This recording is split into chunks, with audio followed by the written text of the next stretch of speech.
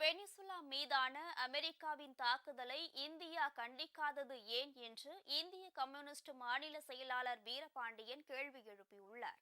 கிருஷ்ணகிரி மாவட்டம் தேன்கனிக்கோட்டையில் நடைபெற்ற மாநில குழு கூட்டத்தில் பங்கேற்ற பின்னர் செய்தியாளர்களை சந்தித்த அவர், பிஜேபியை தோற்கடிக்க வேண்டும் என்ற அரசியல் நிலைப்பாட்டில் உறுதியாக இருப்பதாக கூறினார்.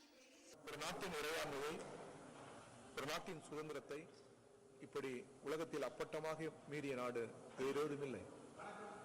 ஐக்கிய நாடுகள் சபை கண்டித்திருக்கிறது. உலகத்தின் பல நாடுகளும் இதை கண்டித்திருக்கிறது. உலகத்தின் மிகப்பெரிய ஜனநாயக நாடு ஏன் கண்டிக்கவில்லை? நாட்டின் பிரதமர் ஏன் வாய் திறக்கவில்லை? உள்துறை அமைச்சர் ஏன் வாய் திறக்கவில்லை?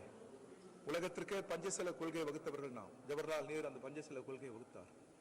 அத்தகைய ஒரு நாடு ஏன் வாய் திறக்கவில்லை? பிரதமரும் அயல் உறவுத்துறை அமைச்சரும் வாய் திறந்து வெனிசுலாவுக்கு ஆதரவு கருத்தை தெரிவிக்க வேண்டும் என்று நாங்கள் கேட்டுக்கொள்கிறோம்.